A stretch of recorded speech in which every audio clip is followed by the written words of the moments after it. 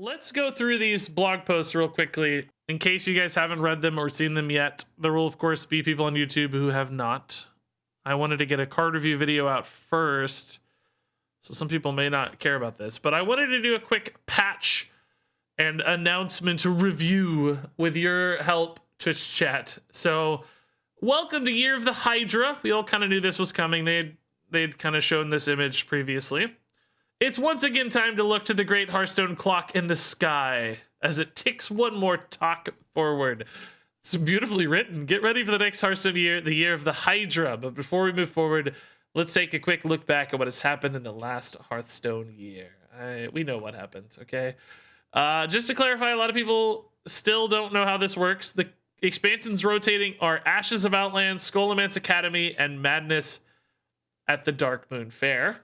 And this year, our focus will be on adding to and improving our current systems instead of creating entirely new game modes. I think that's a good decision. Excited to hear that. Quality of life improvements and stuff are what the game really needs. Oh, here's random hero skin feature and in-game reporting. Two things I've desperately wanted forever. So that's really awesome. Client performance improvements sounds like an A+ decision. The roadmap here doesn't have anything particularly intriguing. It's kind of the expected stuff. You know, previously it was like game modes and such. There are 2 spell-locked items. I wonder if these are new card types. We got teased that card types were coming. So the 2 unexpected things here that are hidden might be card types, I wonder. As we move from Year of the Griffin to Year of the Hydra, we want our expansions to build on a strong core set. 57 cards rotating out, 72 cards rotating in. Here's the list of everything that's leaving. I don't think there's anything too particularly notable, honestly, that's leaving. It's a lot of weaker cards, I would say. I mean, you know, Lock and Load stood out as something that's fun, at least, if not especially compelling. Koldara Drake has created some goofy little shenanigans with, you know, Demon Hunters and Lady Prester and such, but I don't think particularly super important. Shadow Form, we got Benedictus to replace that. Some big Overload Shaman stuff, but that's not exactly a super supported archetype anyway. So none of these really seemed that important. The rotating out cards, including neutrals. I mean, Blade Master and Mukla were cards that could be played with Drekthar to some success, I guess, but and Mukla was getting teched in like in tournament scenes and stuff, but again, I don't think particularly important changes here from a rotation standpoint. Crocolisk is out. How will we survive? But the more important thing is what's coming in. And of course, I'm sure you've heard by now, the League of Explorers returning. Finley, Bran, and Reno, I think, are all going to be really interesting to play with. You know, it might be hard for a Highlander deck to get there on the back of only Reno, but I'm assuming this means we'll get more later. Feels like they wouldn't just put one Highlander card in, but who knows. But Bran and Sir Finley each have utility. Reno might get there. At least I don't think will hold up. She's really awkward. Also stuff like Equality back at 2 mana, Execute back at 1 mana. Azure Drake, I don't think will compete these days in Hearthstone, but Voidwalker might be cool in Zoo style decks. Wild Pyro, Mossy Horror's fun. And this did not show all the new cards, but we can go take a look at this link and piece together some of the more important ones as well. This is all the new core set cards. There were a few others that I think are very notable they did not mention. Some others that aren't important, but like Bloodlust is back. Might be really cool for like Murloc and or Piranha decks. For Shaman, giving them a finisher. Stuff like Bloodhoof Brave. I don't think this will get played a lot, but still a cool card to see again. More notable, perhaps, are Buccaneer. Nice little pirate rogue starter and enablers. Kind of cool. Can be fast. Getting to the exciting ones though. Crowley came back buffed. Extra health could really help Crowley scale a little better. I'm skipping some new ones here. Draconid Operative is always a really cool card. Strong. Back for Dragon Priest. Might be very, very interesting. Dragon Priest enabler. Explosive Rune's back for Fire Mage, maybe. It's pretty sweet. Okay, there's some big ones coming. I know they're on the way. Gorilla Bot A3 back, really important, but did get buffed. I think at 3 mana. Still not very good. Houndmaster Shaw could be very intriguing. This was a good card back in the day. Don't know if it holds up quite as well, but intriguing. Jeklik back with 5 health. I'm beyond excited to try Jeklik. This is one of my favorite cards. I regret me wings. I'm excited to hear that 1,000 times again. Let's see. Krogwa's back. This might be interesting in Shaman, enabling like some burst damage stuff. Play a bunch of cards and then go from there. Oh, this one's interesting. Lyra is back and Radiant Elemental as well to support Lyra, which means Spell Spam Priest is there and supported by Naga and other new cheap spells. So that one's a pretty big deal. Love Mossy Horror. Hilarious artwork. Probably won't hold up. Oh, Murazond is back, which is an awesome card. I love Murazond. Another Dragon Priest support card, maybe. Just a really neat play. Oh, Ragnar's Lightlord is back. I don't think Rag Lightlord will be good enough, but man, he's cool. I want to play like a Reno Control Paladin with Rag Lightlord and Cariel and all these pieces. Like, man, that's insane. Oh yeah, Kalikos. Did I skip Kalikos? Kalikos is back and he's 9 mana. Yeah, there are a lot of changes, honestly. So Tess is back. Tess back. Maybe supports some Burgle Rogue. I think she's worse than Contraband Stash in a lot of ways, but still potential for even more follow-up for Burgle plays, which I love. We were always hoping for Tess back. Fandral is also back. Yep, Fandral for Druid for Choose One support. Oh yeah, Northshire Cleric is back. Yep. And Wild Pyromancer also back. Oh, here's Kalikos. Kalikos at 9 mana, so a little bit faster on the Kalikos train. It's pretty sweet. Yeah, so I think it's going to be a really intriguing core set. Some fun legendaries back, Reno back, Brand back, so build-arounds like Brand and Lyra, and then just good meaty cards like Ragnaros and Kalikos, which I don't expect to be hyper-competitive, but are just nice to see and nice to exist again. So those are the core changes. Gonna put out a video perhaps tomorrow covering the ones I think will be most impactful. Mercenaries is getting some updates. More Mercenaries content there. If you are big on Mercenaries, you can read that. Battlegrounds is getting seasons, kind of like Hearthstone's expansion cycles. And new one in 23-2. It sounds insane. New mechanic, new Naga, minion type, new heroes, and more. That sounds like a really big update, which is pretty bonkers. So that's the gist of the core set news. And then we also had the 23.0 patch notes land as well, which we know Sunken City's hitting on the 12th. All the new cards got revealed. Of course, check out my card review already live if you want to see that. The rewards track looked like it was about the same as far as I could tell. I don't pay too much attention to the rewards track stuff, to be honest. Never got into mathing that out like some people, but there's some good videos, I'm sure, and articles out there with the rewards track math.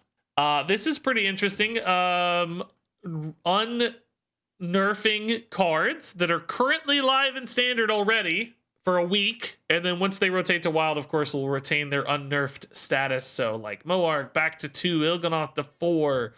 Bogspine Knuckles got nerfed. You guys remember that? Probably not. I forgot Short Shatter Mystic got nerfed, man. That's pretty wild. Jandis back to 5. Allura's cheap again. Polkeld's cheap again. Diamond Drekthar showing up. That might be cool with the wolves. So Vandar or Diamond Drekthar is gonna look awesome. Excited we'll get that. I don't know how you get this exactly. Oh, it's available in the shop. Oh, you gotta buy it? Oh, you can get it in packs too. Okay. 3,000 gold? Oh god. That's too much. $25. Oh, no way. I'm not buying that. No thanks. I mean, maybe 5? I know that the problem is, like, I'm sure they baked in the cost of a legendary as well. Like, you know, legendaries have a cost. Like, if you don't have Drekthar, they probably wanted to bake that in with the cosmetic cost as well, but that's too much for me. I already have the card, so I'm not... That just feels like unnecessary overhead. Battlegrounds is getting a new hero, Eni Stormcoil. This guy looks cool. The sub scrubber, mech scaling, and also just a lot of microbot support with mechs here. That's fun. Varden's getting a buff, it looks like. Guess Varden was a little weak, but now we're going to get some higher tier freezes. Battlegrounds finishers are going to be called strikes. There was like some uproar about the name finishers. I didn't mind the name finisher, but now they're called strikes, which is also a totally fine name in my book. This is a cool looking board though. This underwater board looks really cool. Wish we could get these in standard as well. This is big actually. The Mercenaries update here, getting a task system rework And basically now, whenever you finish a task, you're automatically going to move on to the next task. So you don't have to farm the mysterious stranger anymore. This seems like a really big deal for mercenaries, like an awesome change. Yeah, A+ on that. I don't think it's enough to bring me back to mercenaries, but seems like a really good change. Mercenaries players, let me know what you think about this. Is this going to make your life a lot easier? I mean, I guess a lot of people who are farming mercenaries are probably already done with a lot of this stuff, but for future mercs, I'm sure it will help. Also, Murky coming to mercenaries. I love Murky from Heroes of the Storm. I mean, I hated him, but I like that he's from Heroes. Also, a lot of balance changes that I cannot offer any sort of context or thought to, but it's cool to see that there are changes. It's nice to see updates. I know people were worried about a lot of balance stuff, and this is a lot. So A+ stuff there. I gotta say, like, I've been pretty happy with these patch notes, core set stuff. Like, I feel like a lot of I think they're actually delivering on the promise of tidying up and improving the game instead of more. They're fixing and improving, and that's really good to see delivered on. So duels changes. This is one you guys are going to care more about. Of course, some idiot already revealed all these heroes are coming out, but we got all the other details. Also, just some notes here. Today, the duel season will end. Not a huge head start notice there, but okay. The League of Explorers are in duels today. Sunken City cards are in buckets today, but not in deck building. Core set cards that are rotating out will be banned from April 5th until the core set updates. Okay. New heroes available today. And now you're going to be able to select from 5 heroes instead of 4, which is a good change. As you add more and more, you're going to want more choice. So that's pretty sweet. League of Explorers are coming to duels. As we teased before, they can be unlocked through Tombs of Terror or by playing duels. There are a lot of changes to their signature treasures. I'm not going to go through each of these in detail, but they've been updated in various ways to make sure that they are balanced for duels. There were some that were super scary, I think, in particular, that have been toned down and pulled back on, which is good to see, to make sure they're not going to completely break duels. Some still make me kind of nervous, but we'll see how those land. But 4 new heroes is a big deal. That's just a lot of stuff to play through. There were also some changes to current duels signature treasures, like buffs to a lot of the underplayed treasures. Mana buffs, effect changes. Basically, I think most signature treasures are going to feel a lot more viable, which is exciting to see. Also, there are some new passives I wanted to run through. Those are a little bit easier to make sense of. Flame Waves and Scepter of Summoning, both getting nerfed, by the way. Hey, you know who you are. Yes, you. Look what you made me do to my boy. I don't think this is a reference to me. Who is it? I don't know. But Flame Wave's nerfed. It's only going to hit enemy minions, which is still pretty good, by the way, but because it still clears boards, but it won't go face. Scepter Summoning, ultra rare now. What did I skipped the new passives. Where did those go? There are new passives. I skipped them. Oh, here they are. I talked about Edge of Dredge on my video, I think. I talked about coil casting, and I talked about Forgotten Depths. There's also optimized polarity after you play your first non-magnetic mech each turn at a random 1 mana mech with magnetic to your hand. There's Beckoning Bicorn after you play your first pirate each turn. Summon a Patches the Pirate, and Cookie's Ladle after you play your first Murloc each turn. Draw a Murloc. So some really interesting pool 1 passives here. I didn't actually know these were all pool 1, by the way. I kind of assumed, but I hadn't gotten those details. So a lot of changes to duels. So much to do in duels. Arena getting a refresh, and some new bug fixes and game improvements across the board. So recently completed achievements UI. I haven't seen that yet, but it sounds awesome. Updates to Echo for Unstable Evolution. Yeah, a lot of bug fixes here, which is good. It's a really good patch. I feel like this is a strong patch. A lot of changes for various game modes that are good. New content across the board. Fun meta shift in standard with the wild unnerfs. Core set changes look like they have a lot of promise and interesting things happening. Really, really good stuff. So I think this is an exciting year for Hearthstone. I'm really hopeful for the tightening of the ship, the improvements to the client, the just quality of life changes across the board. All of that's going to feel really good. I think this is the potential to have a life-changing, game-changing year for Hearthstone. And Sunken City looks really fun. A lot of big, exciting mechanics and big build-arounds. Colossals seem really fun. Is 3K gold a bit much for the diamond card? Way too much. Way too much. Sounds outrageous to me. I would never pay that. It's just too, I would never pay that. So yeah, seems high. 10 bucks maybe. Even that seems sort of silly to me for a single card that's a tiny fraction of a video game. But I think it's in the realm of reason. But 25, just like, man, what on earth? Okay, so that was the patch. Oh yeah, I wanted to look at hero portraits. I heard there's a new Leroy hero portrait. Yeah, let's check out the new. How do I find? Is there any way to first find new ones specifically?